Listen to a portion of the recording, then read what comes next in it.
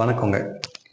இந்த வீடியோவில் இன்னைக்கு நம்ம பார்க்க போகிறது என்ன அப்படின்னா group 1 main exam as well as preliminary examination test serious பற்றி தான் பார்க்க போகிறோம். So we are going to give a clarity about mains test series and prelims test series. So இப்போ ஆக்சுவலாக இந்த வருஷத்துடைய நோட்டிஃபிகேஷனில் ஃபர்ஸ்ட் வந்து குரூப் 1 வரப்போகுது. அண்ட் எக்ஸாம்ஸ் வந்து மோஸ்ட்லி ஜூனில் இருக்கும். ஆனுவல் பிளானரில் இருக்கிற டேட்ஸ் படி இருக்கலாம். சரி, ஸோ அப்போ இந்த 4-5 மாதம் எப்படி ப்ரிப்பரேஷன் பண்ணுறது அப்படிங்கும்போது நிறைய கேண்டிடேட்ஸ் மெயின்ஸ் வந்து டெஸ்ட் சீரியஸ் அப்படிங்கிறத எழுதிட்டு இருக்காங்க. அண்ட் சில கேண்டிடேட்ஸ் பிலிம்ஸ் அப்படிங்கிறது டெஸ்ட் சீரியஸ் எழுதிட்டு இருக்காங்க. ஸோ அப்போ நம்மளுடைய ராம ஏஎஸ் அகாடமியில் குரூப் 1க்காக mains as well as prelims ரெண்டுமே கம்பைண்டான டெஸ்ட் சீரியஸ் நம்ம வந்து லான்ச் பண்ணி ஆல்ரெடி இது third batch we are going to launch பண்ண போகிறோம். இதுக்கான இன்ட்ரோடக்ஷன் கிளாஸ் வந்து ஜனவரி 26 வந்து ஸ்டார்ட் பண்ணுறோம். அண்ட் இதில் மெயின் எக்ஸாமினேஷனுடைய டெஸ்ட்டில் எவ்வளோ இருக்கும் அப்படின்னா 54 டெஸ்ட்டும், ப்ரிலிமினரியோடைய டெஸ்ட்டில் வந்து 40 டெஸ்ட்டும் இருக்கும். இது எப்படி சார் ரெண்டுத்தையும் நான் சைமல்டேனியஸாக எழுதுறது அப்படின்னா சிம்பிள். ஆக்சுவலாக பார்த்துக்கிட்டிங்கன்னு வச்சுக்கோங்க, இப்போது உங்களுடைய ரிவைஸ்டு சிலபஸ் அப்படின்னு கொடுத்துருக்கிறது படி as well as டிஎன்பிசியோடைய இப்போ ரீசெண்டாக நடந்த குரூப் 1 மெயின்ஸ் கொஸ்டின் அப்படின்னு பார்த்தீங்க அப்படின்னாலும் இதுக்கு முன்னாடி நடந்த மெயின்ஸ் எக்ஸாமினேஷனுடைய கொஸ்டின் பேப்பர்ஸ் அப்படின்னு பார்த்துருந்தீங்க அப்படின்னா நீங்கள் ஒரு ஐடியா ஒரு கன்க்ளூஷனுக்கு வர முடியும். இதில் இருக்கக்கூடிய சிலபஸில் ஃபர்ஸ்ட் ஆஃப் ஆல் இந்த கொஸ்டின்ஸ் வந்து எங்கேருந்து எடுக்கிறாங்க அப்படிங்கும்போது கொஸ்டின்ஸ் வந்து டைரெக்டாக புக்கில் இருந்து தான் எடுக்கிறார்கள். அதுக்கான ஆன்சர் வந்து எங்கே இருக்குது, புக்லேயே இருக்கா அப்படின்னா புக்கில் இருக்குது. சில கொஸ்டின்ஸ் வந்து அந்த ஃபார்மேட்டை மாற்றி கேட்குறார்கள். ஃபார்மேட் இந்த சென்ஸ் கொஸ்டினுடைய பேட்டர்னை மாற்றிக்கிறாங்க. இப்போ ஃபார் எக்ஸாம்பிள் எலெக்ஷன் கமிஷனுடைய ஃபங்க்ஷன்ஸ் அப்படின்னு இருக்குன்னு வச்சுக்கோங்க. நம்ம புக்கில் எலெக்ஷன் கமிஷனுடைய அச்சீவ்மெண்ட்ஸ் என்ன அப்படிங்கிற மாதிரி கேட்குறாங்க. அப்போ அச்சீவ்மெண்ட்ஸ் என்னன்னா ஃபங்க்ஷன்ஸ் சிறப்பாக பண்ணியிருந்தா அதுதான் அச்சீவ்மெண்ட், ரைட்? இப்போ இதுவே பஞ்சாயத்து ராஜ் இன்ஸ்டிடியூஷன்ஸ் அப்படின்னு எடுத்துக்கிட்டீங்கன்னு வச்சுக்கோங்க. இது பாலிட்டியில் வருது.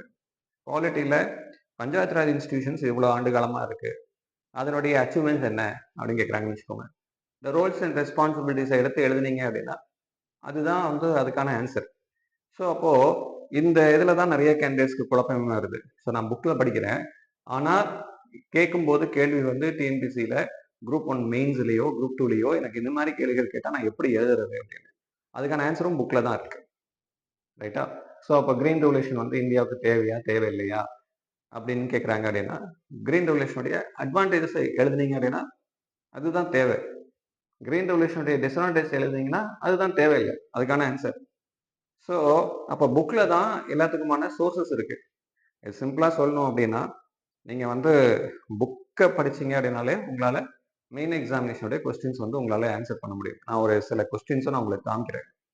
அண்ட் இதில் வேற ரெண்டாவது கேட்டகரி என்ன அப்படின்னா, இந்த பகுதியை படிக்கும்போது குரூப் 1 மெயின்ஸ்க்கும் சரி பிலிம்ஸ்க்கும் சரி நம்மளுக்கு சிலபஸ் வந்து மெயின்ஸும் பிலிம்ஸும் வந்து பிரிக்கணுன்னே தேவையில்லைங்க. ஸோ ரெண்டாவது நான் சொல்கிறது இதில் இருக்கக்கூடிய சப்ஜெக்ட்ஸ், இப்போ ஃபார் எக்ஸாம்பிள் குரூப் 1 பிலிம்ஸ்னு எடுத்துக்கிட்டிங்கன்னா ஒரு 6 யூனிட் இருக்குது. அதேமாதிரி குரூப் 1 மெயின்ஸ்னு எடுத்துக்கிட்டிங்கன்னா ஒன்னொன்றுலேயே வந்து 3 செக்ஷன்ஸ் அப்படிங்கிறது கொடுக்குறார்கள், ரைட்? ஸோ அப்படி இருக்கும்போது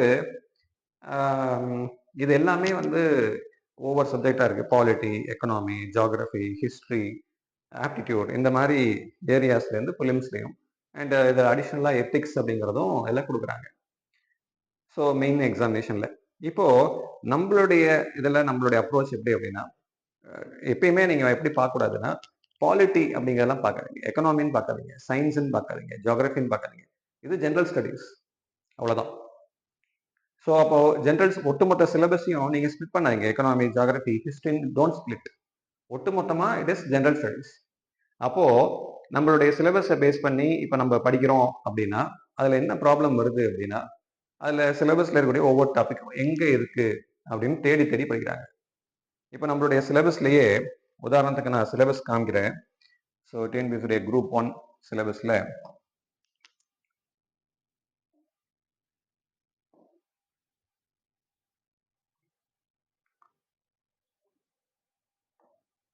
ஸோ இந்த சிலபஸ் பார்த்துக்கிட்டிங்க அப்படின்னா ஜென்ரல் சயின்ஸ் கொடுத்துருக்காங்க, ஜியாகிரஃபி கொடுத்துருக்காங்க, history, polity, economy, and history culture Tamil Nadu socio political movements in Tamil Nadu கொடுத்துருக்காங்க. இதில் பார்க்கும்போது ஃபார் எக்ஸாம்பிள் இதில் இருக்கக்கூடிய நிறைய டாபிக்ஸ் வந்து ஒன்னொன்னுத்துலேயும் கம்பைன்ட் ஆகி கிளப் பண்ணியிருக்கும். இப்போ சயின்ஸில் என்வாமெண்ட் அண்ட் எக்காலஜி அப்படின்னு இருக்கு. அதே டாபிக் தான் இந்த ஏரியாஸும் என்வாமெண்ட் தமிழ் சம்மந்தமாக உள்ளது. Environmental pollutions, reasons and preventive measures, climate change, green energy, green energy வரைக்குமே. அப்போ இந்த பகுதியும் வந்து என்வாமெண்ட் சம்மந்தமான டாபிக்ஸ். சரி சார், இப்போ இந்த என்வாமெண்ட் எக்காலஜிக்கு நான் எந்த புக்கை படிக்கிறது அப்படின்னு ஒரு டவுட் வரும். நான் இப்போ சயின்ஸ் புக்கு நான் படிக்கிறேன். எது ஜென்ரல் சயின்ஸில் இருக்கிறதுனால. அப்போ நான் இதுக்கு எங்கே போய் படிக்கிறது அப்படின்னா, இப்போ நான் ஜியாகிரபி புக்கில் போய் படிக்கிறேன் இந்த ஏரியாஸ் அப்படின்னு வச்சுக்கோங்க. இதே ஏரியாஸ் வேற எங்கேயாச்சும் இருக்கா அப்படின்னா, இப்போ நம்மளுடைய புக்கில் இந்த கிளைமேட் சேஞ்ச், கிரீன் எனர்ஜி சம்பந்தமா, ஒரு என்வரான்மெண்டல் பொல்யூஷன் அதுக்கான எடுக்கப்பட்ட ஸ்டெப்ஸ் சம்பந்தமா இதுக்கான இன்ஃபர்மேஷன்ஸ் எங்கே கிடைக்கும் அப்படின்னா நம்மளுடைய பொலிட்டிக்கல் சயின்ஸ் புக்கில் இருக்கு. பட் ஆனால் சிலபஸ்ல இது இருக்கிறது எங்க அப்படின்னா ஜியோகிரபியில கொடுத்துருக்காங்க. ஆனால் நம்மளுடைய புக்கில் இருக்கும்போது அது பொலிட்டிக்கல் சயின்ஸ் புக்கில் இருக்கு. அப்போ இதுல இருக்கக்கூடிய பகுதிகளில் எல்லாமே இப்போ ஜியோகிரபின்னு எடுத்துக்கிட்டு 8th 9th 10th 11th 12th புக்கை நீங்க படிக்கிறீங்க. ஆனா இது எங்க இருக்கு அப்படின்னா இந்த பகுதிகள் பொலிட்டிக்கல் சயின்ஸ்ல இருக்கு. அப்போ நான் வேர் டு ஸ்டடி கொடுத்து அது எங்க இருக்கு ஏது இருக்கு தேடி தேடி படிக்க வேண்டிய சுச்சுவேஷன் ஆகுது. இதுலயே ஏகப்பட்ட டிஸ்ட்ராக்ஷன்ஸ் வருது. அதே மாதிரி ஹிஸ்டரி எடுத்துக்கோங்க. Race, language, custom, secular state அப்படிங்கிறது இருக்கு. இந்த செக்குலர் ஸ்டேட்டுங்கிறது சிவிக்ஸ்ல வருது. நம்மளுடைய 8th 10th புத்தகங்கள்ல சிவிக்ஸ்ல வரும். ஆனா இது ஹிஸ்டரிங்கிற டாபிக்ல இருக்கு. இப்போ நான் தேடணும் அது எங்க இருக்கு அப்படின்னு. அதுக்கப்புறம் ரேஸ், லாங்குவேஜ், கஸ்டம்ஸ் இதே பகுதி எங்க இருக்குன்னு பாத்துக்கிட்டீங்கன்னு வச்சுக்கோங்க, ஜியாகிரபிலையும் கொடுத்துருக்காங்க. அப்போ ஜியாகிரபியில இருக்கு.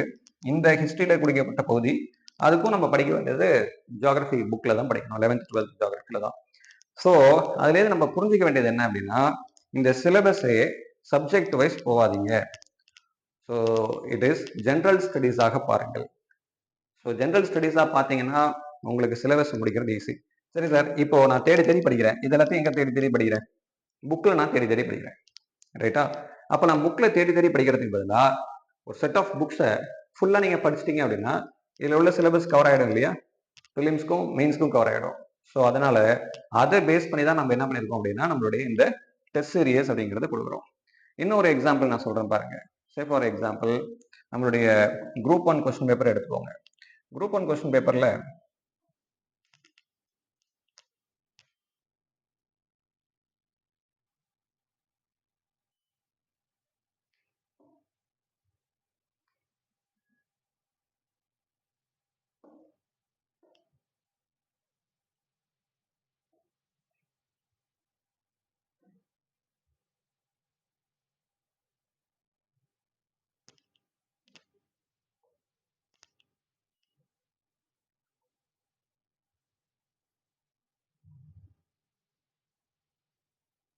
குரூப் 1ல ஃபார் எக்ஸாம்பிள் இது பாலிட்டி கொஸ்டின். இதுல 73rd கான்ஸ்டிடியூஷனல் அமெண்ட்மெண்ட் பத்தி கேட்டிருக்காங்க. at the same time இல்ல effects of abuse on children அப்படின்னு கொடுத்துருக்காங்க. Impact of globalization in relation with right to education அப்படின்னு கொடுத்துருக்காங்க. why should government give importance to prenatal and postnatal care அப்படின்னு கொடுத்துருக்காங்க. இது ப்ரீநேட்டல் போஸ்ட்நேட்டல் வந்து இது எக்கனாமிலையும் வரும் as well as பாலிட்டிலையும் வரும். predominantly it is economy oriented topic. அதுக்கடுத்து problems of minorities in India, that is பாலிட்டின்னு வச்சுப்போம். அதுக்கடுத்தது rural start ups are paving for way for inclusive development அப்படின்னு கொடுத்துருக்காங்க. இது என்ன அப்படின்னா it is economic point, economic subject. ரைட்டா?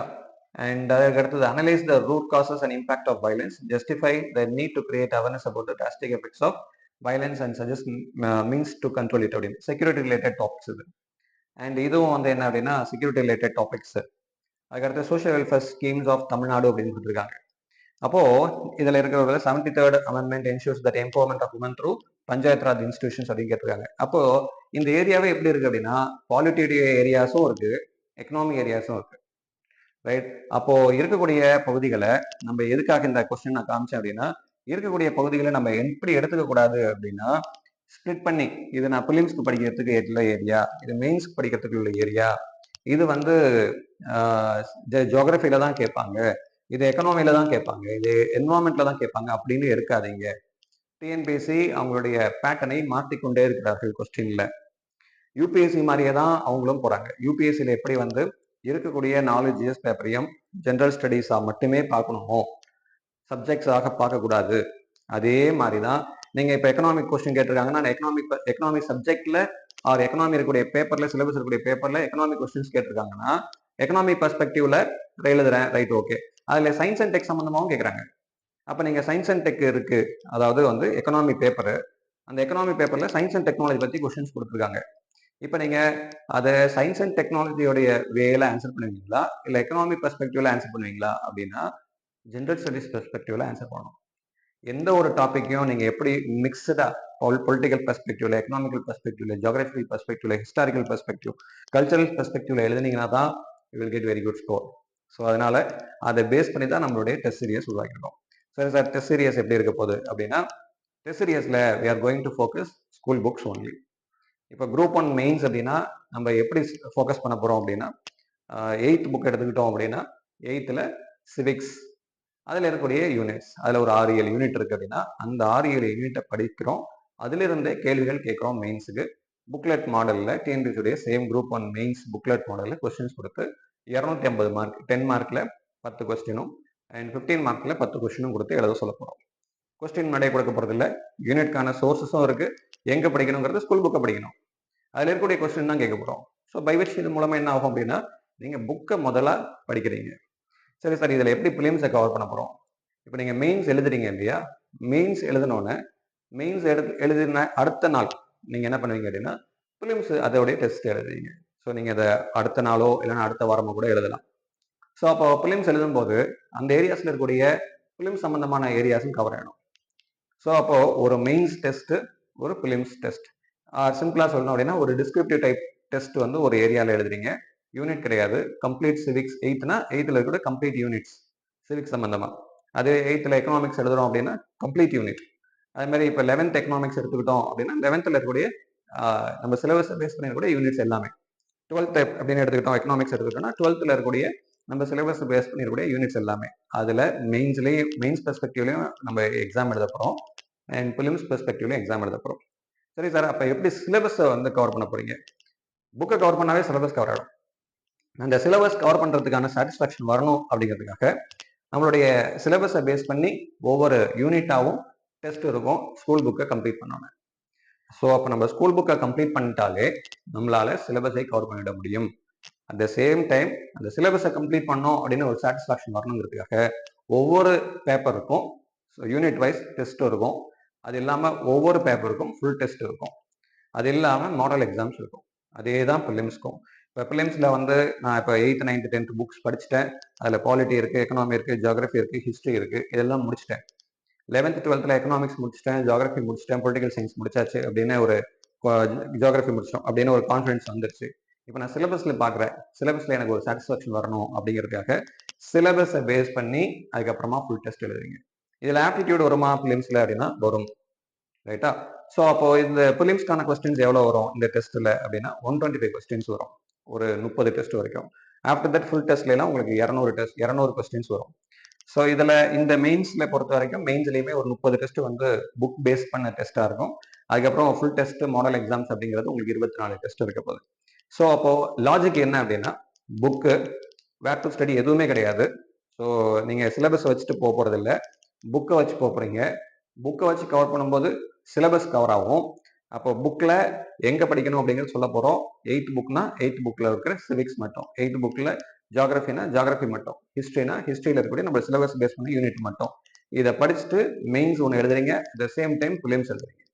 ஸோ அப்போ பை த டைம் உங்களால் எழுத முடியும் அப்படின்னா பை எண்ட் ஆஃப் மே நீங்கள் வாரத்துக்கு ஒரு டெஸ்ட்டோ 2 டெஸ்ட்டோ எழுதுறீங்க அப்படின்னா உங்களால் அட்லீஸ்ட் ஒரு 4-5 சப்ஜெக்டை உங்களால் முடிக்க முடியும். ஸோ இந்த ஐடியாவோட தான் நம்ம இந்த டெஸ்ட் சீரியஸ் ஸ்டார்ட் பண்ணுறோம். அதற்கான இன்ட்ரொடக்ஷன் கிளாஸ் தான் நாளைக்கு கொடுக்க போகிறோம்.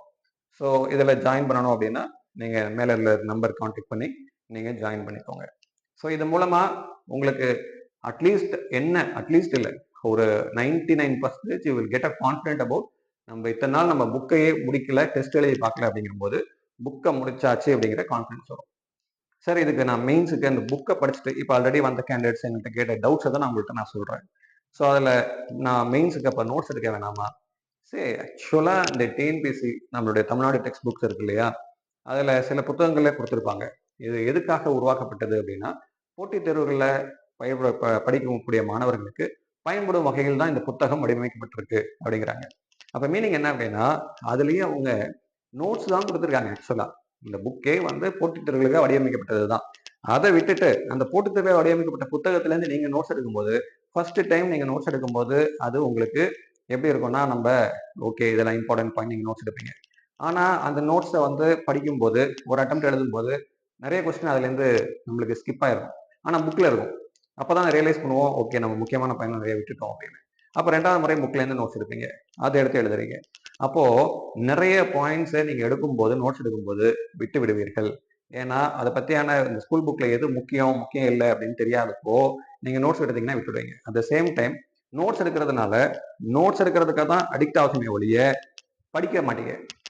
அதனால ஆல்ரெடி நோட்ஸ் எடுத்து தான் ஸ்கூல் புக் இருக்கு. அதனால இந்த ஸ்கூல் புக்கை நீங்க படிக்க ஆரம்பிக்கணும். அதை படிச்சு ஒரு கன்சிஸ்டன்சியோட ஒரு ஒரு யூனிஃபைட் பிளாட்ஃபார்ம்ல கொண்டு போகணும் அப்படிங்கிறது தான் இந்த டெஸ்ட். அது மெயின்ஸுக்கும் இப்போ நான் மெயின்ஸ் மட்டுமே எழுதிருந்தேன் அப்படின்னா எனக்கு ஒரு பதஷ்டம் வந்துடும்.